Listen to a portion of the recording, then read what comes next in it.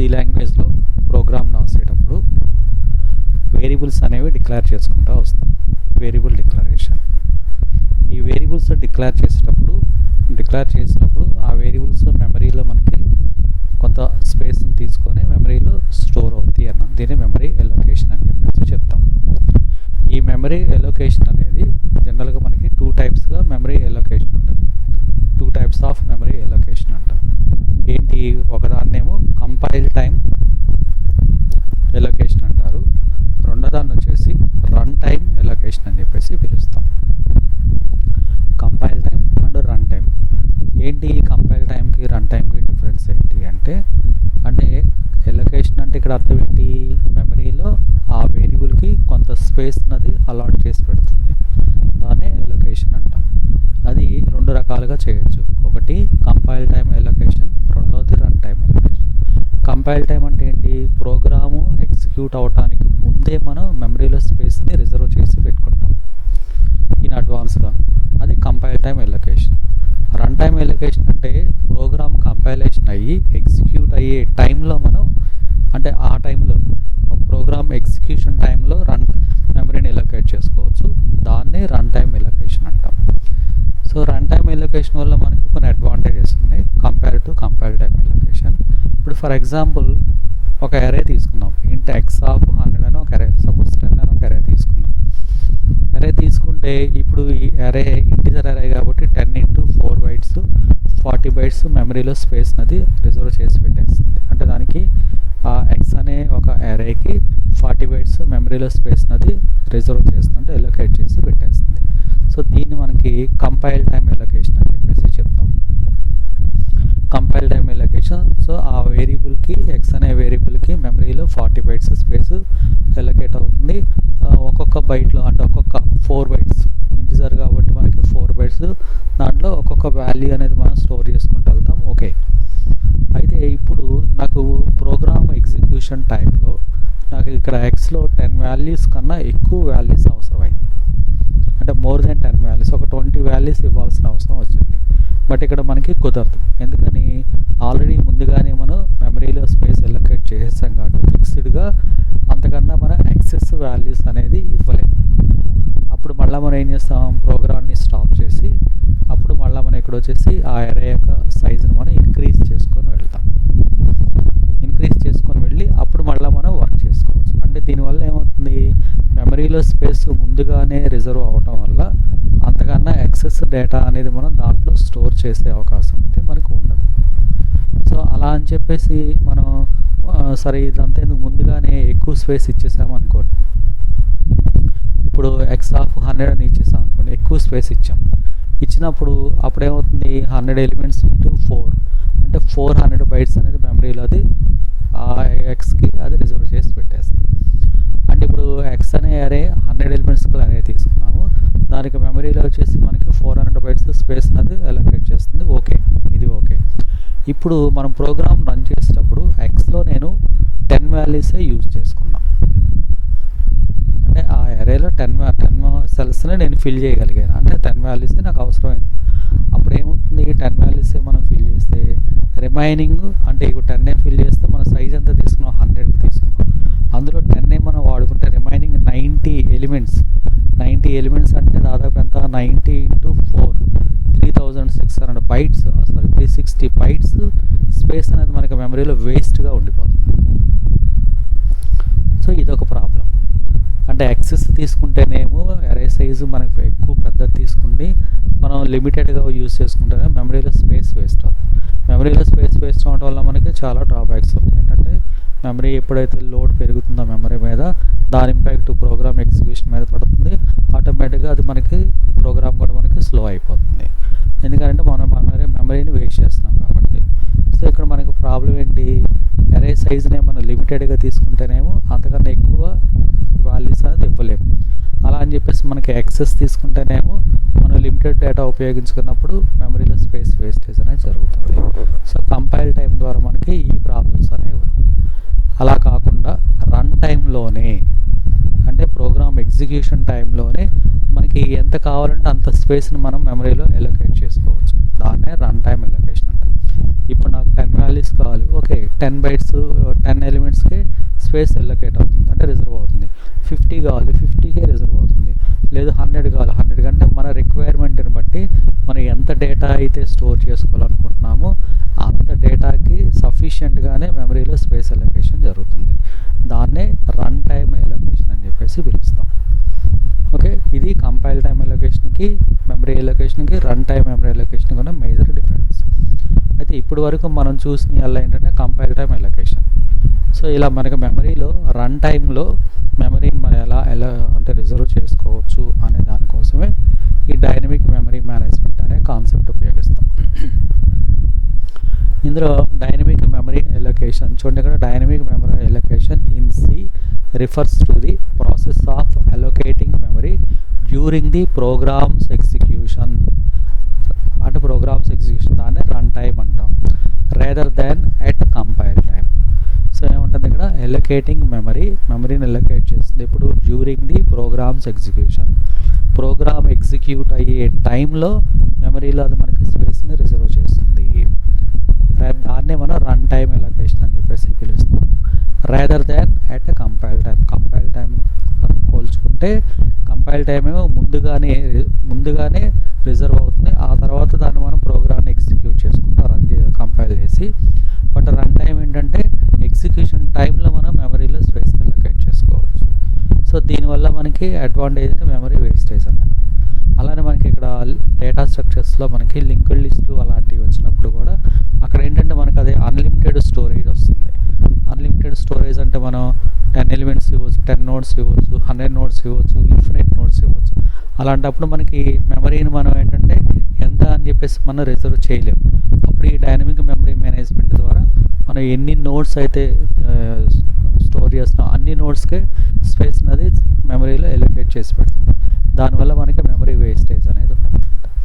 తర్వాత ఇంకొకటి, ఈ మెమరీ ఎలొకేషన్ వల్ల మనకి ఇంకొక అడ్వాంటేజ్ ఏంటంటే, దీంట్లో ఉన్న ఒక అడ్వాంటేజ్ ఏదైతే మనం డేటాని డైనమికల్గా ఎలొకేట్ చేస్తాం మెమరీలో, ఆ డైనమికల్గా ఎలొకేట్ అయిన మెమరీలో ఉన్న డేటాకి సేఫ్టీ ఉంటుంది. ఆ డేటా మనకి లాస్ అయ్యే అవకాశం అయితే ఉండదు.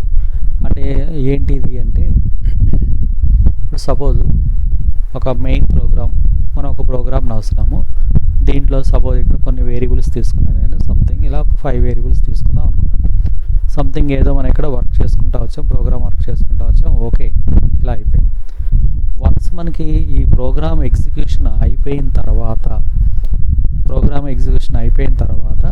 మెమరీలో మనం ఏదైతే వేరియబుల్స్ డిఫైన్ చేసామో ఆ డిఫైన్ చేసిన వేరియబుల్స్, అంటే ఈ వేరియబుల్స్ అన్నీ మెమరీలోకి వెళ్ళి స్టోర్ అవుతాయి కదా, మెమరీలోకి వెళ్ళి స్టోర్ అవుతాయి. ఇప్పుడు 5 వేరియబుల్స్, 5 × 4 బైట్స్ 20 బైట్స్, ఈ వేరియబుల్స్ అన్నీ ఉంటాయి కదా, ఆ వేరియబుల్స్ అన్నీ మెమరీలో నుంచి ఎంటీ అయిపోతాయి, అంటే ఎరేజ్ అయిపోతాయి, అంటే మెమరీని ఫ్రీ చేసేస్తాయి. ఇలా ఆటోమేటిక్గా మనకి ప్రోగ్రామ్ ఎగ్జిక్యూషన్ అయిపోగానే ఆటోమేటిక్గా ఈ మెమరీ అనేది మనకి ఫ్రీ అయిపోతుంది. అయితే కొన్ని సందర్భాల్లో ఏమవుతుందంటే మెమరీ మనకి క్రాష్ అయ్యే అవకాశం ఉంటుంది. ఈ మెమరీ క్రాష్ అయినప్పుడు మనం ఏదైతే వేరియబుల్స్ డిఫైన్ చేస్తామో ఆ డిఫైన్ చేసిన వేరియబుల్స్ వాటిలో ఉన్న డేటా కూడా మనకి లాస్ అయ్యే ఛాన్సెస్ ఎక్కువ ఉంటాయి. అలా కాకుండా మనం ఆ మెమరీలో ఉన్న వేరియబుల్స్లో ఉన్న డేటా మనకి లాస్ అవ్వకుండా ఉండటం కోసం కూడా ఈ డైనమిక్ మెమరీ ఎలొకేషన్ అనేది మనకి బాగా హెల్ప్ అవుతుంది. సో వన్స్ డైనమికల్గా మనం మెమరీని ఎలొకేట్ చేస్తే ఆ ఎలొకేట్ అయిన స్పేస్ని, అంటే మెమరీలో ఆ రిజర్వ్ అయిన స్పేస్ని మనం రిమూవ్ చేస్తేనే రిమూవ్ అవుతుంది, కానీ ఆటోమేటిక్ రిమూవింగ్ అనేది జరగదు. అంటే సిస్టమ్ టర్న్ ఆఫ్ అయితే జరుగుతుంది కానీ, లేదా ఆటోమేటిక్గా ఆ వేరియబుల్స్ మెమరీలో అలానే ఉండిపోతాయి.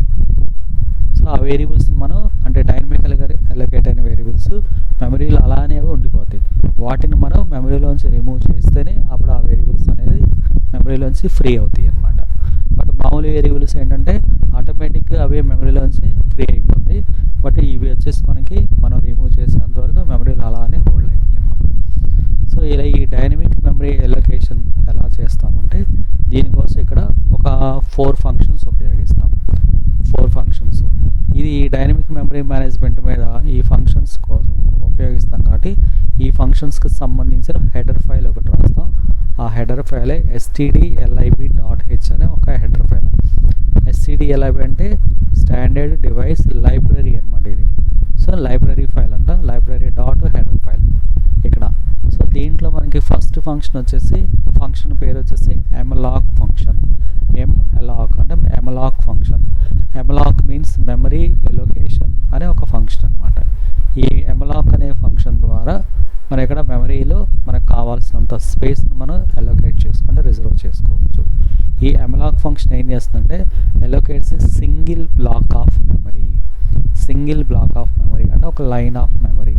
ఇలాగ ఒక సింగిల్ బ్లాక్ ఆఫ్ మెమరీని మనకు కావాల్సినంత సైజులో మెమరీలో ఎలోకేట్ చేసి పెడుతుంది.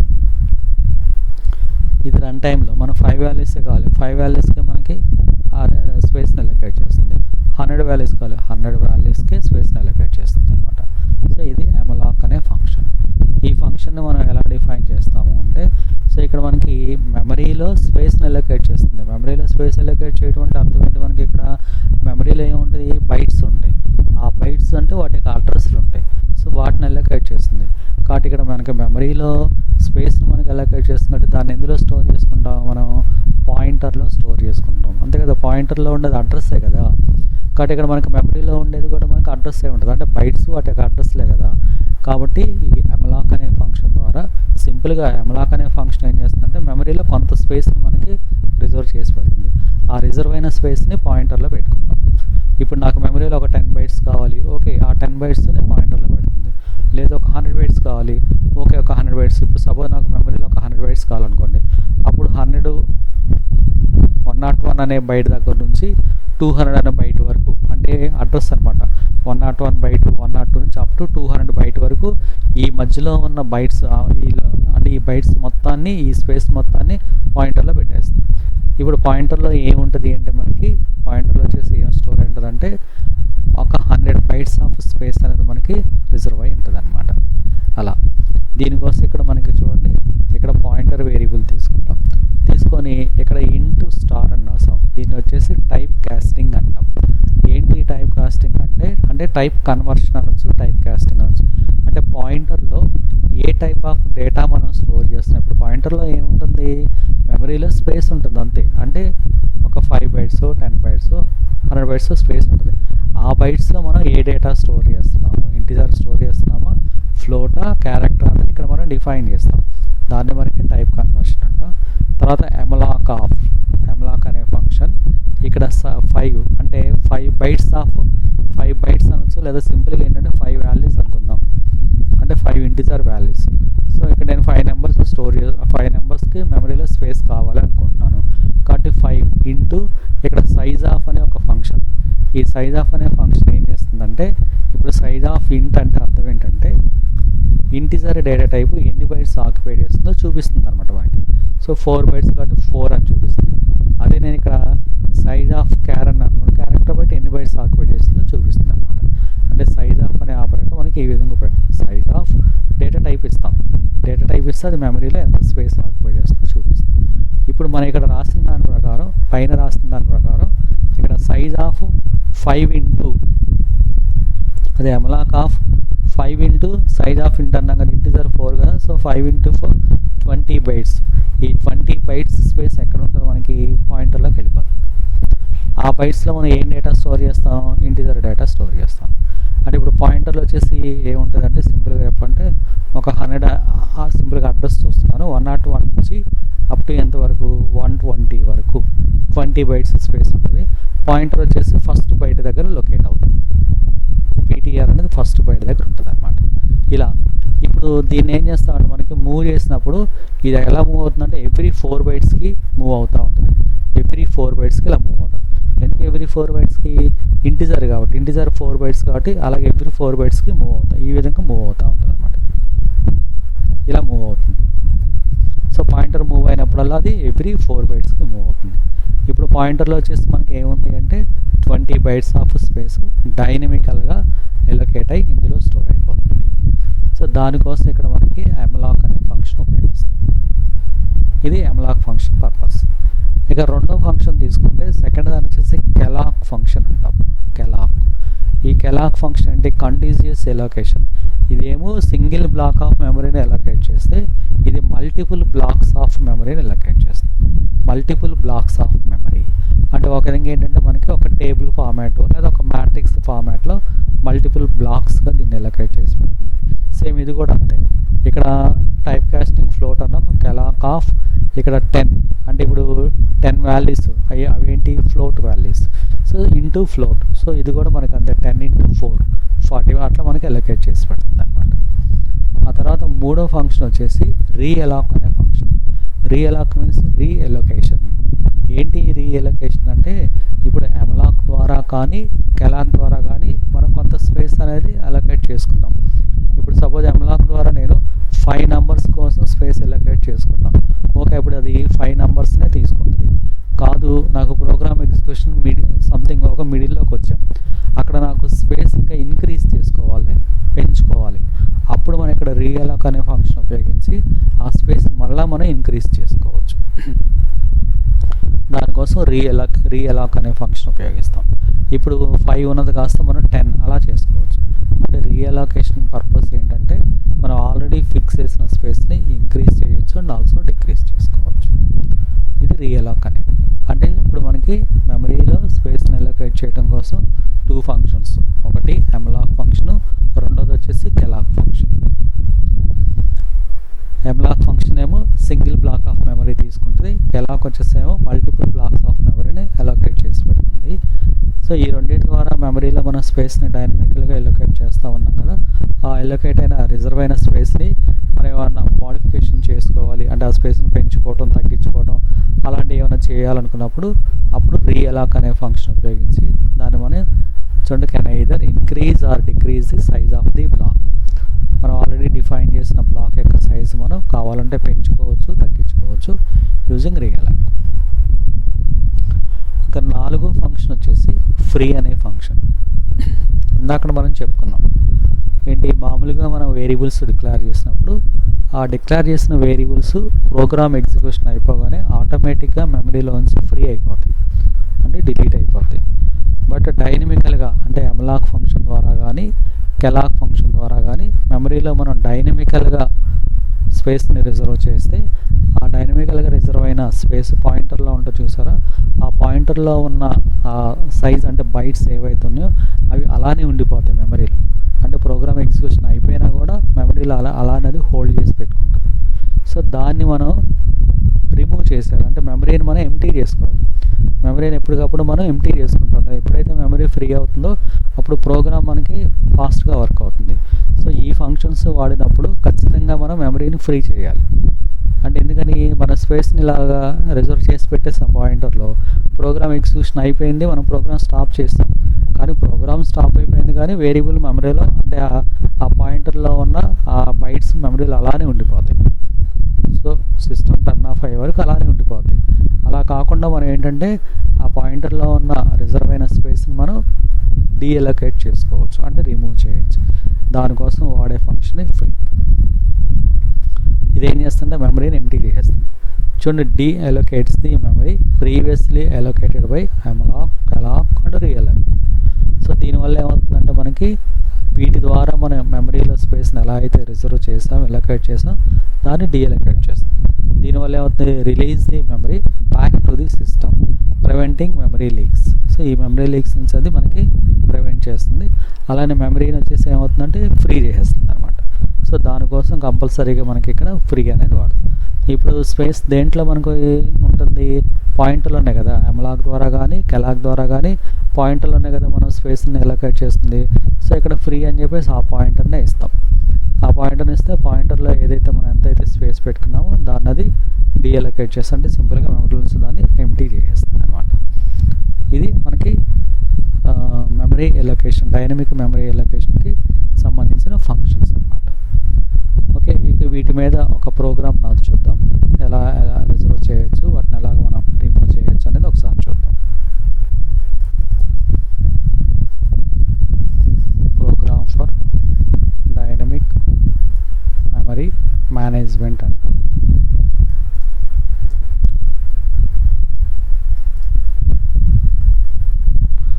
హెడర్ ఫైల్ తీసుకున్నాం, అలానే ఇంకొక హెడర్ ఫైల్ ఉంది కదా, అది std_lib అంటే standard library data header file అనమాట. సో ఇలాగా ఎమలాక్ ఫంక్షన్ అప్పుడు ఈ హెడర్ ఫైల్ కూడా ఉపయోగిస్తాము. తర్వాత నెక్స్ట్ మెయిన్ ఫంక్షన్ తీసుకుందాం. ఇక్కడ మనం ఏం చేస్తామంటే పాయింటర్ వేరియబుల్ దేనికి, అసలు మనకు డేటా స్టోర్ అవుతుంది అంటే మెమరీలో అడ్రస్ స్టోర్ చేసుకునేది దాంట్లో కాబట్టి పాయింటర్ తీసుకుంటాం. తర్వాత ఇక్కడ సైజ్ అని ఒక వేరియబుల్ తీసుకుంటాం. సైజ్ అంటే దీని అర్థం ఏంటంటే మెమరీలో మనకి ఎన్ని బైట్స్ స్పేస్ కావాలి మీకు అనేది ఇన్పుట్ చేసుకోవడం కోసం సైజ్, ఎన్ని బైట్స్ కావాలి, 5 అంటే ఎన్ని వాల్యూస్, 5 వాల్యూస్ కావాలా, 10 కావాలా, ఎన్ని కావాలి దానికోసం సైజ్. తర్వాత ఎలిమెంట్ కాబట్టి ఒక్కొక్క ఐటమ్ దగ్గరికి వెళ్ళాలి కాబట్టి ఐ అనే వేరియబుల్ తీసుకున్నాం. ఓకే, ఇక్కడ ఏమంటామంటే enter size of data, size of data అనొచ్చు లేదా హౌ మెనీ వాల్యూస్ అని అన్నా అనుకోవచ్చు. So size okay. ఇప్పుడు నేను ఇక్కడ ఏమన్నా ఎంత ఇస్తాను, నాకు ఒక 5 వాల్యూస్ కావాలి. సో అప్పుడు ఇక్కడ ఏమన్నా అంటే హౌ మెనీ వాల్యూస్ అంటే మీరు ఎన్ని వాల్యూస్ స్టోర్ చేసుకోవాలనుకుంటున్నారు అనేది. ఓకే, ఇప్పుడు సైజులో ఇస్తాం కదా, ఇప్పుడు నేను సైజులో నాకు 10 వాల్యూస్ కావాలనుకున్నాను. ఇప్పుడు ఏమవ్వాలి, ఆ 10 వాల్యూస్ని నేను స్టోర్ చేసుకోవడం కోసం మెమరీలో నేను స్పేస్ని రిజర్వ్ చేసుకోవాలి. అది నేను రన్ టైంలో రిజర్వ్ చేస్తున్నాను. సో దానికోసం ఇక్కడ దేంట్లో పి పాయింటర్ ఈక్వల్ టు ఇంట్ పాయింటర్ ఇలా రాస్తాం. ఇంట్ పాయింటర్ అంటే మనకి దీన్ని టైప్ కాస్టింగ్ అంటే పాయింటర్లో మనకి ఇంటిజర్ డేటా స్టోర్ చేస్తున్నాము. పాయింటర్లో బైట్స్ ఉంటాయి, ఆ బైట్స్లో మనకి ఇంటిజర్ డేటా స్టోర్ చేస్తున్నాం అని చెప్తాం. ఇంటిజర్ అయితే ఇంట్ రాస్తాం, ఫ్లోట్ అయితే ఫ్లోట్ అలా రాసుకుంటాం. ఓకే, నెక్స్ట్ ఇక్కడ ఎంలాక్ ఆఫ్ ఫంక్షన్ నేమ్ ఆఫ్ రాసి ఇక్కడ సైజ్ ఆఫ్ సరే ముందు సైజ్ ఇంటూ సైజ్ ఆఫ్ ఇంట్ అని చెప్పేసి రాస్తాం.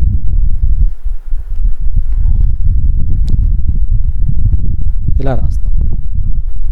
ఈ సైజు ఇక్కడ సైజుకి ఇక్కడ సైజుకి డిఫరెన్స్ అనేది సైజ్ ఆఫ్ అనేది ఫంక్షన్ అనమాట. ఈ సైజ్ ఏంటి, మనం పైన ఇచ్చాను చూసారా ఎన్ని వాల్యూస్ కావాలని, దానికోసం 10 5 ఇస్తాం కదా, ఇక్కడ 10 ఇచ్చాం కదా, అదే అనమాట. అంటే సైజు ఎంత 10, సైజులో 10 ఇంటూ ఇంటిజర్ డేటా 4 అన్నాం అనుకోండి, ఇప్పుడు ఎంత 10 ఇంటూ 4 40 బైట్స్ స్పేస్ పాయింటర్లోకి వెళ్ళిపోతుంది అనమాట. సో ఇప్పుడు పాయింటర్లో మనకి ఏం స్టోర్ అయ్యి ఉంటుంది, 40 బైట్స్ ఆఫ్ స్పేస్ రిజర్వ్ అయిపోతుంది. ఇది మనకి డైనమిక్ ఎలొకేషన్ అంటే. సో పాయింటర్లో మనం ఇలా స్టోర్ చేసుకుంటాం. ఇప్పుడు ఆ పాయింటర్లో మనకి బైట్స్ ఉన్నాయి కదా, వీటి ప్రకారం వాల్యూస్ ఇస్తాం. ఎంటర్ వాల్యూస్ ఎలాగా, for I equal to 0, I less than size I plus plus. I less than size అంటే మనకి ఎన్ని వాల్యూస్ కావాలి ఇక్కడ చెప్పాం కదా సైజులో, దాని ప్రకారం. సో ఇక్కడ మనం స్కాన్ఎఫ్లో ఇచ్చేటప్పుడు ఫార్మాట్ స్ట్రింగ్ అని చూడండి, ఇక్కడ నేను ఎలా రాసిన P ప్లస్ I అని రాసాను. P ప్లస్ I అంటే ఇప్పుడు సపోజు సైజ్ 5 అనుకుందాం. సో 5 ఇంటూ 4 20 బైట్స్ కదా, 20 బైట్స్ స్పేస్ మనకి ఎంతలోకి వెళ్తుంది, పాయింటర్లోకి వెళ్ళిపోతుంది. ఇప్పుడు బైట్స్ వచ్చేసి 101 నుంచి ఎక్కడి వరకు ఉంటాయి అనుకున్నాం, ఎలా ఇద్దాం 101 4 కదా, సో 105 1 2 3 4 కాబట్టి, తర్వాత 109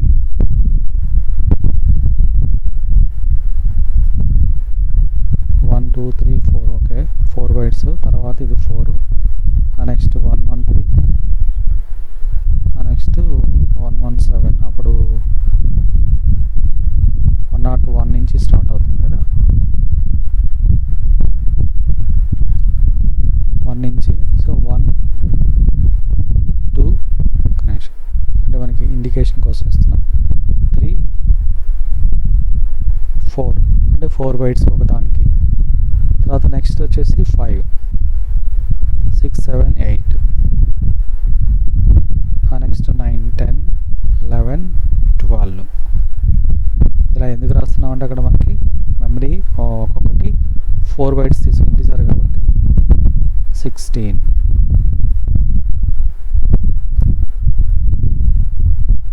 18 19 20 ఇలా ఉంది. అంటే ఇందులో ఒక వాల్యూ ఉంటుంది, ఇందులో ఇంకో వాల్యూ, ఇలా అనమాట. ఎవ్రీ 4 బైట్స్ కూడా కాబట్టి ఇలా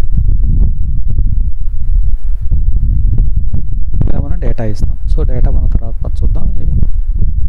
ఇలా ఉంటుంది. ఓకే, ఇప్పుడు పాయింటర్లో ఏముంటుందంటే ఇలా రాసినప్పుడు పాయింటర్లో ఈ విధంగా ఉంటుంది.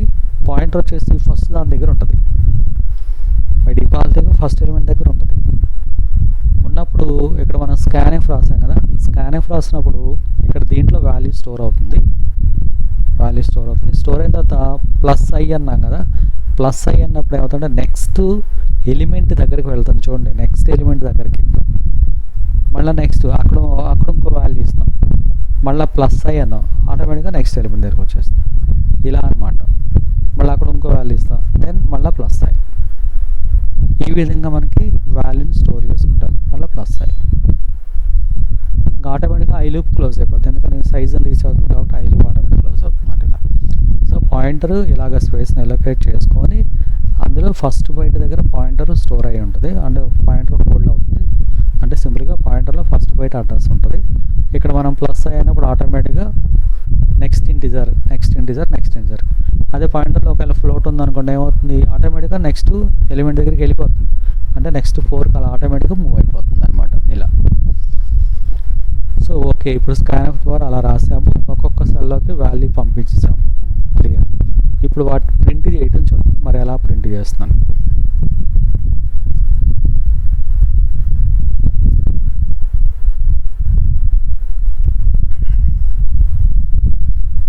సేమ్ లూప్ రాసి ఇప్పుడు printfలో %d రాసినప్పుడు ఇక్కడ చూడండి ఎలా రాస్తాం. ఇక్కడ కూడా p+i అని రాసామనుకోండి, ఇలా రాసాం అనుకోండి, p+i రాస్తే ఏం చూపిస్తుందో తెలుసా? పాయింటర్ మనకి ఫస్ట్ దాని దగ్గర ఉంది కదా, ఫస్ట్ దానికి అడ్రస్ ఎంత 101, తర్వాత ప్లస్ ఐ అన్నప్పుడు 105 ఇలా చూపిస్తుంది. మళ్ళీ ప్లస్ ఐ అన్నప్పుడు 109, మళ్ళీ ప్లస్ ఐ అన్నప్పుడు 13, మళ్ళీ ప్లస్ ఇలా చూపిస్తుంది. అంటే ఎలాగా వాటి యొక్క బైట్స్ని చూపిస్తుంది. నాకు ఆ బైట్స్ కాదు, ఆ బైట్స్లో ఉన్న వాల్యూస్ కావాలి. అంటే 10, 20, 30 కావాలి అంటే అప్పుడు దాని ముందు మనం ఇక్కడ స్టార్ సింబల్ పెడతాం. స్టార్ సింబల్ పెట్టినప్పుడు ఇది ఫస్ట్ ఉంది కదా, ఇందులో ఏముంది వాల్యూ 10 కాబట్టి ఆ 10 చూపిస్తుంది అనమాట, ఇలా ప్రింట్ అవుతుంది.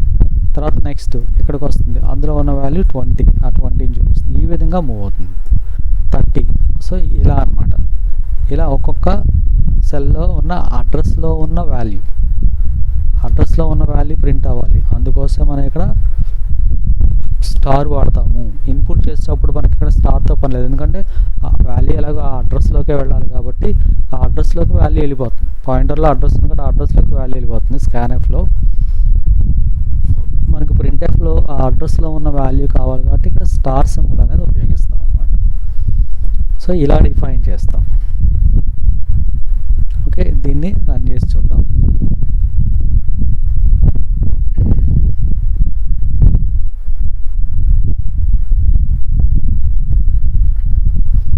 ఇప్పుడు హౌ మెనీ వాల్యూస్ నేను 5 అన్నా, సో దెన్ 5 వాల్యూస్ ఇన్పుట్ చేస్తాం. 5 వాల్యూస్ ప్రింట్ అయిపోతాయి, ఇలా ఆటోమేటిక్గా ప్రింట్ అయిపోతాయి అన్నమాట. ఈసారి రన్ చేసినప్పుడు నాకు 10 వాల్యూ కావాలి, 10 ఇవ్వచ్చు, 100 ఇవ్వచ్చు, -10, ఎందుకంటే అన్ని వాల్యూస్ మెమరీలో స్పేస్ అది రిజర్వ్ చేసి పెట్టేస్తాం. ఓకే, ఇట్లా మనకి నెంబర్ ఆఫ్ వాల్యూస్ స్టోర్ చేసుకోవచ్చు. ఓకేనా. ఇప్పుడు సపోజ్ ఇక్కడ మనం ప్రింట్ చేసేటప్పుడు చూద్దాం, ఇది కూడా స్టార్ తీసేద్దాం, ప్రింట్ఎఫ్లో తీసేసి p+i అని పెడదాం. అప్పుడు ఏం జరుగుతుందో చూద్దాం. అరే సైజ్ 5 అనండి. చూడండి మనకు అడ్రస్లు ప్రింట్ అయినాయి. అంటే 10 అనే వాల్యూ ఉన్న అడ్రస్ ఇది, మెమరీ అడ్రస్ అనమాట. ఇది మనం ఇందాక 101, 102 రాసాను సార్, ఇది మెమరీ అడ్రస్. చూడండి ఎవ్రీ 4 బైట్స్, ఇది 6, 36, 40, 44, 48, 52. అంటే 10 36లో ఉంటుంది, 20 40లో ఉంటుంది, 30 44, 40 48 ఇలా వాటి అడ్రస్లు చూపిస్తుంది. ఎందుకంటే మనం ఇక్కడ రాసింది p+i కాబట్టి ఆ అడ్రస్లో ఉన్న వాల్యూస్ కావాలి నాకు, అందుకోసం స్టార్ వాడతాం. స్టార్ వాడితే ఆ అడ్రస్లో ఉన్న వాల్యూ చూపిస్తుంది అనమాట. ఈ విధంగా చూడవచ్చు. సో ఇది డైనమిక్ ఎలొకేషన్. కావాలంటే దీని మీద మనం క్యాలిక్యులేషన్స్ కూడా చేయొచ్చు. ఇప్పుడు సమ్ చేసాం, సమ్ కూడా చేద్దాం. i = sum = 0 అందాం.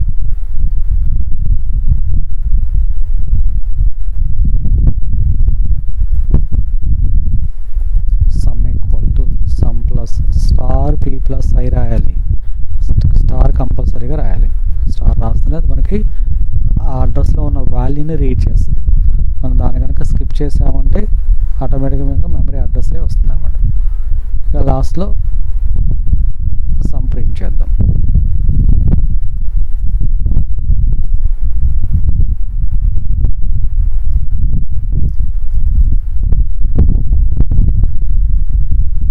ఇలా రాసాం.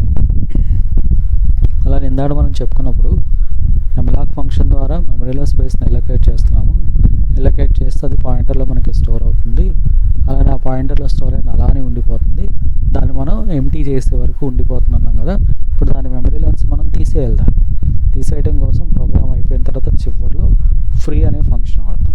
ఫ్రీ పీ మనకి స్పేస్ ఉంది ఇందులోనేగా. మనం malloc ఫంక్షన్ ఉపయోగించి పీలోనే కదా మనం డేటాని అడ్రస్ని స్టోర్ చేస్తుంది.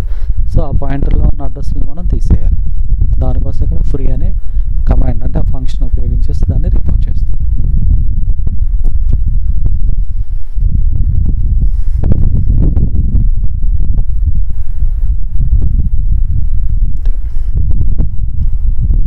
కావాలంటే మనం ఫ్రీ వాడకుండా చూద్దాం. ఇంకొక చిన్న ఎగ్జాంపుల్ చూపిస్తాం కదా. ఇప్పుడు మనం ఫ్రీ వాడకుండా దీన్ని ఇదే రాసిన దాన్ని మళ్ళీ నేను ఇక్కడ ప్రింట్ చేద్దాం. అంటే ఫ్రీ మనకి ఎలా తెలియటం కోసం ఇలా రాసాను. అంటే 2 సార్లు రాసాను రిపీటెడ్గా.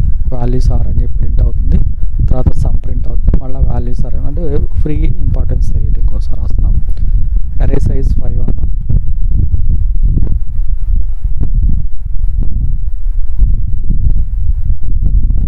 ఓకే, వాల్యూస్ ప్రింట్ అయినాయి, సమ్ అయింది, మళ్ళీ వాల్యూస్ ఆర్ అని వచ్చింది కదా. ఓకే, ఇప్పుడు నేను ఏం చేస్తానంటే ఈ సమ్ అయిపోయిన తర్వాత ఇక్కడ ఫ్రీ అనే కమాండ్ వాడా. ఫ్రీ పీ అని ఉపయోగించి ఇలా రాసి హౌ మెనీ వాల్యూస్ అన్నా. చూడండి ప్రింట్ అయినాయి, ఫస్ట్ టైం ప్రింట్ అయినాయి, సమ్ అయిపోయిన తర్వాత చూడండి వాల్యూస్ అని ఏయో వచ్చినాయి వాల్యూస్. ఎందుకు ఏ వాల్యూస్ వచ్చినాయి? మనం ఫ్రీ అనే కమాండ్ ఫంక్షన్ ఉపయోగించి ఆ పాయింటర్లో ఉన్న ఆ స్పేస్ని మనం తీసేసాం. ఆ స్పేస్ని తీసాం కాబట్టి ఆటోమేటిక్గా అందులో ఉన్న వాల్యూస్ కూడా పోతాయి. ఆటోమేటిక్గా మెమరీని అది ఫ్రీ చేస్తుంది. అప్పుడు మనం ప్రింట్ చేయడానికి ట్రై చేసినా కూడా అందులో ఏమి డేటా ఉండదు కాబట్టి మనకి ఆ డేటా అనేది రాదు. అది ఇప్పుడు ఫ్రీ అనేది లేకపోతే కామెంట్ చేశాను. ఫ్రీ అనేది లేకపోతే డేటా వస్తుంది మనకి, ఎందుకంటే ఆ డేటా మెమరీలో ఉంటుంది కాబట్టి డేటా చూపిస్తుంది, రెండోసారి కూడా చూపిస్తుంది.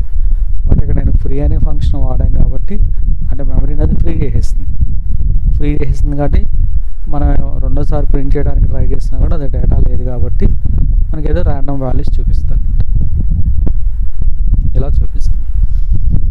సో అది ఫ్రీ ఫంక్షన్ యొక్క ఇంపార్టెన్స్. కంపల్సరీగా మనకి malloc ఫంక్షన్ కానీ calloc కానీ ఏ ఫంక్షన్ వాడినా కూడా లాస్ట్లో మనకు ప్రోగ్రామ్ చివరిలో ఫ్రీ అనేది వాడాలి. ఫ్రీ అనే ఫంక్షన్ యూజ్ చేస్తేనే మీకు మెమరీ అనేది ఫ్రీ అవుతుంది అనమాట. సో ఇది మనకి డైనమిక్ మెమరీ మేనేజ్మెంట్ కాన్సెప్ట్. ఇది వర్క్ చేయడం కోసం మనకి ఇక్కడ ఎస్టీడీ లైబ్రరీ ఫంక్షన్ ఉపయోగిస్తాము. తర్వాత ఇప్పుడు దీన్నే మనకి అరేలో తీసుకోవచ్చు. అంతేగా మల్టిపుల్ వాల్యూస్ కావాలంటే మన అరేలోనే తీసుకునేది. బట్ ఎక్కడ కూడా చూడండి మన అసలు అరే అనే కాన్సెప్టే రాలేదు. అరే తీసుకొని ఏం చేస్తాం, ఇక్కడ అరే ఆఫ్ అని చెప్పేసి సైజ్ ఇచ్చేస్తాం, ఎక్స్ ఆఫ్ 10 ఇలా ఇచ్చేయచ్చు. కానీ ప్రాబ్లం ఏంటి, మనం ఇందాక చెప్పుకున్నట్లు మనం ఎన్ని వాల్యూస్ కంటే అన్ని వాల్యూస్కి స్పేస్ మనకి ఫిక్స్ అవ్వదు అరేలో. ఎందుకంటే అరే అనేది ఫిక్స్డ్ సైజ్ అనమాట. ఇప్పుడు 10 ఇచ్చామనుకో 10కే తీసుకుంటుంది, ఇంకా అంతకన్నా ఎక్కువ వాల్యూస్ అలౌ చేయదు. 100 ఇచ్చామనుకో 100కి తీసుకుంటుంది, అంతకన్నా ఎక్కువ తీసుకోదు. కానీ 100 మనం వాడకపోతే ఏమవుతుందంటే స్పేస్ వేస్ట్ అయిపోతుంది. సో దానికోసం మనం ఇక్కడ అరే జోలికి వెళ్లకుండా చక్కగా మెమరీలో మనం ఇలా డైనమికల్గా స్పేస్ని రిజర్వ్ చేసుకోవచ్చు. దానికోసం ఇక్కడ స్పేస్ అలొకేట్ చేయడం కోసం వాడే ఫంక్షన్ ఇది మెయిన్ ఇంపార్టెంట్ అనమాట. పాయింటర్లో స్పేస్ని అలొకేట్ చేస్తుంది. ఫస్ట్ ఇక్కడ మనం రాసిన ఇంటి పాయింటర్ అంటే ఏంటంటే ముందు ఇక్కడ ఏం జరుగుతుందో మనం చూడాలి. malloc ఫంక్షన్ ఏం చేస్తుందంటే సైజు అంటే మనం ఎన్ని వాల్యూస్ కావాలి into size of data type. ఇప్పుడు నేను 10 వాల్యూస్ కానప్పుడు 10 ఇంటూ ఇంటిజర్ 4 కాబట్టి 40 బైట్స్. 40 బైట్స్ని పాయింటర్లో పెడుతుంది. ఓకే, ఆ 40 బైట్స్లో మీరు ఏ డేటా స్టోర్ చేస్తున్నారు అనేది మనం ఇక్కడ చెప్తాం అనమాట. ఇంటిజరా, ఫ్లోటా, క్యారెక్టరా అనేది ఇక్కడ మనం రాస్తాం. మనం డిఫైన్ చేసిన దాన్ని బట్టి పాయింటర్లో ఆ టైప్ ఆఫ్ డేటాని మనం స్టోర్ చేస్తాం. అది ఇంట్ అయితే ఇంటిజర్ వాల్యూస్, ఫ్లోట్ అట్లా అనమాట. ఇక్కడ మనకి మరి ప్లస్ ఐ అన్నాం కదంటే ప్లస్ ఐ అంటే అర్థం ఏంటి, నెక్స్ట్కి వెళ్ళిపోతుంది. నెక్స్ట్కి ఏది ఇంటిజర్ కాబట్టి ఆటోమేటిక్గా నెక్స్ట్ ఎలిమెంట్కి వెళ్ళిపోతుంది. ఫ్లోట్ అనుకోండి ఆటోమేటిక్గా అది కూడా నెక్స్ట్ ఎలిమెంట్కి వెళ్ళిపోతుంది. క్యారెక్టర్ అనుకోండి ఆటోమేటిక్గా అది నెక్స్ట్ బయటికి వెళ్ళిపోతుంది అన్నమాట. సో ఇది టైప్ కాస్టింగ్ అంటాం, లేదా టైప్ కన్వర్షన్ అని చెప్పేసి పిలుస్తాం. ఇట్లా ఇప్పుడు ఈ ఎలొకేషన్కి చిన్న ఒక డయాగ్రామ్ చూద్దాం. చూడండి ఇలా. ఇప్పుడు వచ్చేసి ఇక్కడ మనకి ఇలా డిఫైన్ చేస్తాం, క్యార్ పాయింటర్ వేరియబుల్, ఇది సిపిటిఆర్ అంటే సపోజ్ క్యారెక్టర్ పాయింటర్ అంటాం. చూడండి ఇది మనకి టైప్ కాస్టింగ్. అంటే ఇప్పుడు ఈ పాయింటర్ అనే వేరియబుల్లో ఇక్కడ క్యారెక్టర్ అంటే దీంట్లో వచ్చేసి ఏంటి, క్యారెక్టర్ డేటా స్టోర్ చేస్తున్నాం. సో అమలాక్ ఆఫ్ 5 అంటే ఏంటి, ఇక్కడ మనకి 5 క్యారెక్టర్స్ స్టోర్ చేసుకుంటున్నాం into char of size of char. So ఇక్కడ మనకి 5 into character data type 1 byte తీసుకునేది కాబట్టి 5 ఇంటూ 5 5 ఇంటూ 1 క్యారెక్టర్ బైట్ 1 కదా, 5 ఇంటూ 1 5 బైట్స్. ఇలాగ 5 బైట్స్ స్పేస్ అది రిజర్వ్ అయిపోతుంది. రిజర్వ్ అయి దాన్ని ఎందులో స్టోర్ చేస్తుంది, ఇలా సిపిటిఆర్లో స్టోర్ అవుతుంది. ఇప్పుడు సిపిటిఆర్ అనే దాంట్లో ఏం అడ్రస్ ఉంటుంది మనకి, ఫస్ట్ ఏముంటుంది ఇక్కడ 1000 అనేది, అంటే ఇది ఉంటుంది 1000 అనేది ఉంటుంది.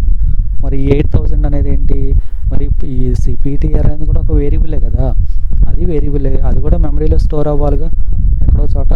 ఆ మెమరీలో అది ఎక్కడ అయితే మెమరీలో స్టోర్ అది దాని అడ్రస్ అనమాట. పాయింటర్ అడ్రస్ 8000 అనేది, పాయింటర్లో వచ్చేసి ఏముంది 1000, అంటే దీంట్లో ఫస్ట్ ఎలిమెంట్ అడ్రస్ పాయింటర్లో ఉంటుంది. తర్వాత నెక్స్ట్ ఏమంటాం ఇక్కడ సిపిటిఆర్ ప్లస్ ఐ అన్నాం అనుకోండి, అప్పుడు నెక్స్ట్కి వస్తుంది. మళ్ళీ ప్లస్ అయినప్పుడు ఇలా నెక్స్ట్కి వస్తూ ఉంటుంది అనమాట. సో ఇలా అమలాక్ ఫంక్షన్ ద్వారా మనం ఈ విధంగా డైనమికల్గా స్పేస్ని ఏదన్నా కావచ్చు, ఇంటిజర్ అయితే ఇంటూ, క్యారెక్టర్ అయితే క్యారెక్టర్, ఫ్లోట్ అది మన రిక్వైర్మెంట్ని బట్టి రాస్తాం. ఇక్కడ సైజ్ ఆఫ్లో కూడా మనం ఇక్కడ ఏదైతే అది మనం డిఫైన్ చేసుకుంటూ వస్తాం అనమాట. ఓకే, ఇది డైనమిక్ ఎలొకేషన్ ఆఫ్ మెమరీ అంటాం. ఓకే, సో ఇది టోటల్గా మెమరీ మేనేజ్మెంట్కి సంబంధించిన ప్రోగ్రామ్. ఇలానే కెలాక్ ఫంక్షన్ వాడుకోవచ్చు. అదేవిధంగా మనకు అవసరాన్ని బట్టి రియలాక్ ఫంక్షన్ కూడా మనకి, అంటే కొంచెం పెద్ద పెద్ద ప్రోగ్రామ్స్ అలాంటివి డెవలప్ చేసినప్పుడు ఏదైనా లార్జ్ అమౌంట్ ఆఫ్ డేటా మనం స్టోర్ చేసుకున్నప్పుడు రియలాక్ ఫంక్షన్ కూడా మనం యూజ్ చేసి వర్క్ చేయొచ్చు.